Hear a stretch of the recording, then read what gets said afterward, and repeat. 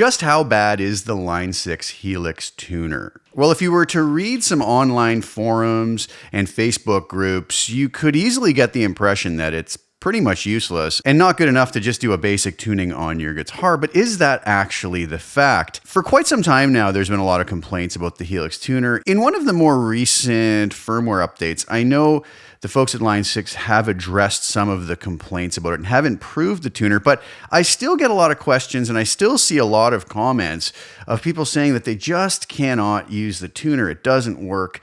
Now, is that a Helix problem or could it potentially be user error? Well, I want to give you today a few tips on how to use it properly, but also I want to do a really interesting comparison that might put to bed this idea that the Helix tuner is actually bad. Or maybe it is. I guess we'll see. In the music industry, a company called Peterson Tuners, who specialize in making strobe tuners, among some other pieces of equipment, are widely recognized as probably the best tuner maker for musical instruments. Their tuners aren't necessarily just for guitar. They have a lot of different sweetened tunings for different instruments and different tunings from electric guitar to acoustic guitar with different sweetenings. And I did a video on this in the past using the offsets in the Helix tuner to match as closely as we could to a sweetened tuning on the Peterson tuner. But for this video, I just want to compare the Helix tuner. And in this case, I'm going to use Helix Native. Now, before anybody says anything about it, I've taken a lot of time to compare Helix Native tuner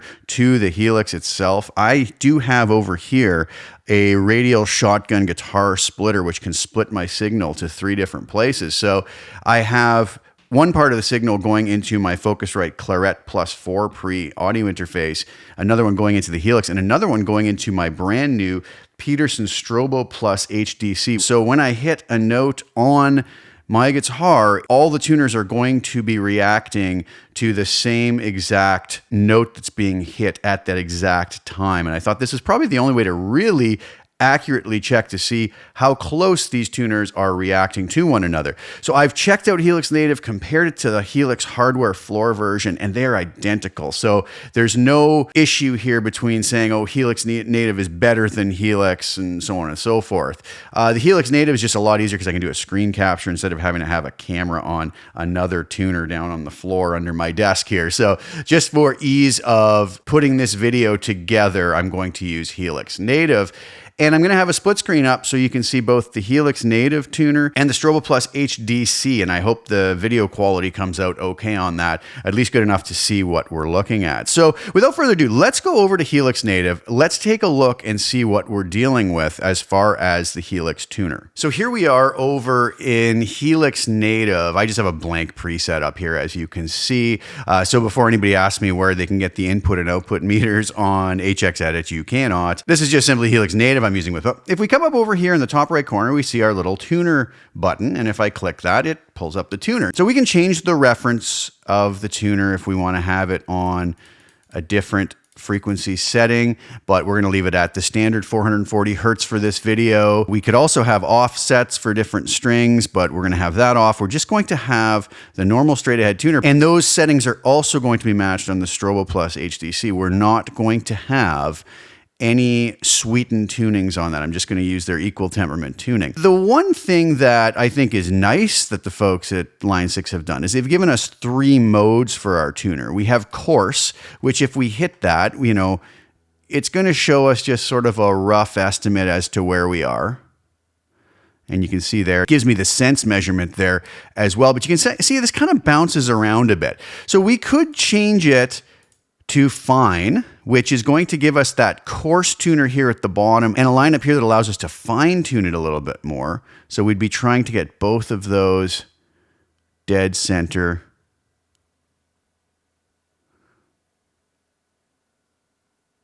But you can also notice that's jumping around. Well, my solution to that is I never use coarse or fine. I use the strobe setting all the time. I've used many Peterson tuners over the year. I've had different iterations of their Stomp Box tuners. I have their Strobo Clip.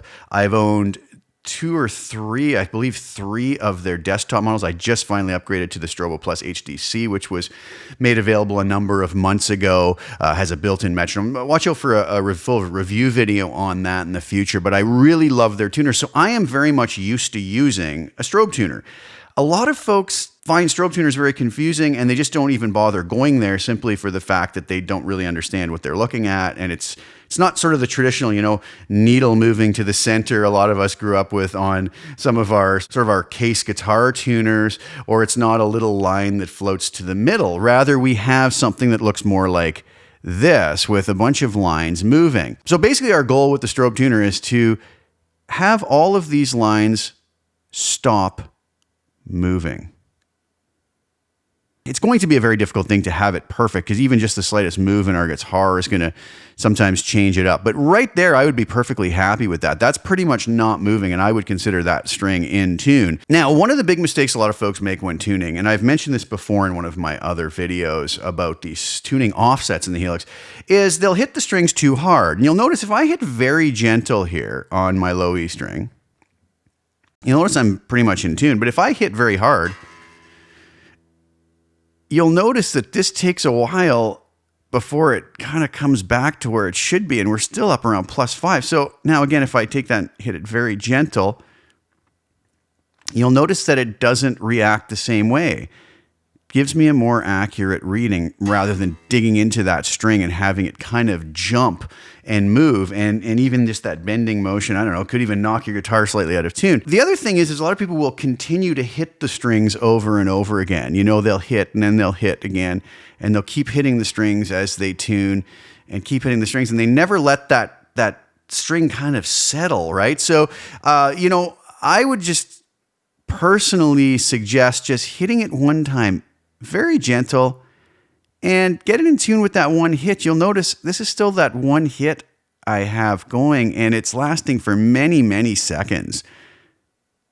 Let's see before. I haven't hit it again even yet, and you'll notice it's still picking that up. So there's no need to continue to hit the string over and over. Finally, it died away. Then, of course, that point you can hit the string again to register the note. Now, one other thing is hitting with a pick or with your fingers. A lot of times I will pick with just my thumb. I'll just kind of tuck my pick away between two fingers and hit very gently with my thumb.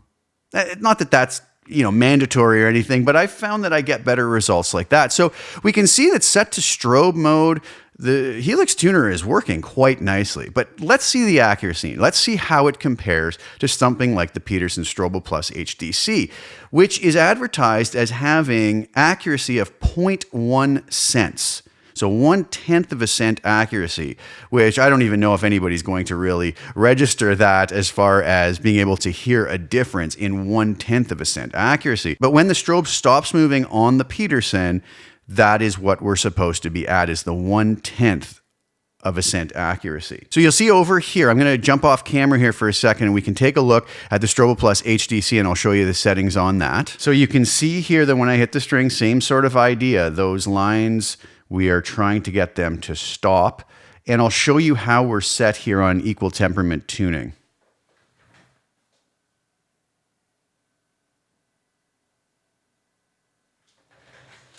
So you can see there the EQU is flashing, and that's telling us we're on equal temperament, and then that goes away. And I can just hit my guitar strings like normal, and they will register up there. Beautiful thing about the StroboPlus HDC is you can change the color of the LED screen, which is really nice depending on what you prefer for your eyes. So let's do a test now. I'm going to have a split screen done up here with the StroboPlus HDC and the Helix native tuner, and let's see if they're comparable in their accuracy. I'll go through all the strings, hitting with my thumb very gently, all right?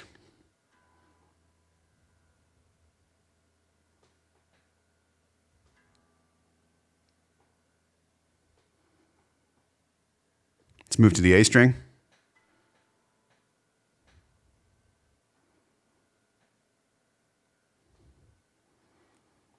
D string.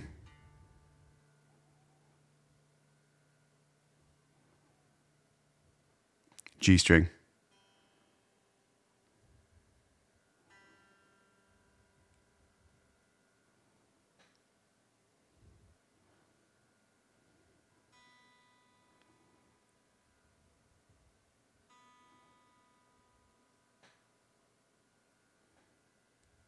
And finally, the high E string.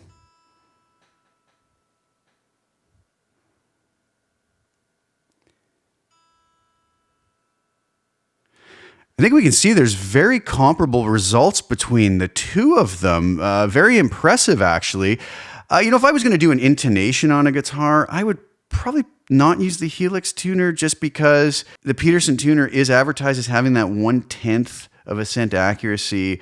I find sometimes it may be a little bit smoother. Now, what about a situation where, let's say my low E string is really detuned and I hit this and I'm getting a completely different note register now. You can see we're a C note, a low C. So let's see how they react as we bring it kind of back up into pitch.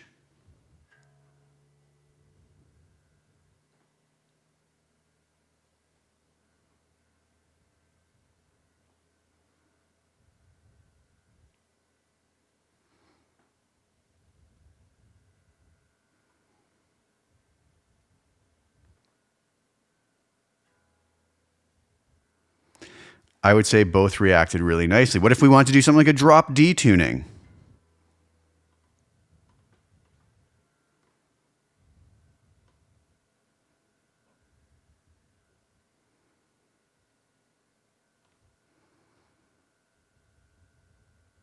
Again, both seem to work beautifully. All right, so what did you guys think? The takeaway here is that if I was giving advice, and some people don't want advice, and that's perfectly fine, because a lot of this stuff is very subjective. But if I was asked to give advice, I would ask folks to start using the strobe tuner mode, just practice with it. Try some of the techniques I told you about today, hitting very gently, hitting just one time and kind of letting the strings settle. And then I find that the strobe tuning is just going to be so accurate and gets very easy to use. So that's one piece of advice I would give when trying to have your Helix tuner work better. The coarse mode, I don't know if I would ever really use that for anything. I really don't personally. And again, I could be wrong. Others might find purposes for it, but I don't really ever find a purpose to use anything other than strobe mode. And I've been really happy so far with just about every situation I've been involved in, whether in the studio or live. So I find it works really nicely.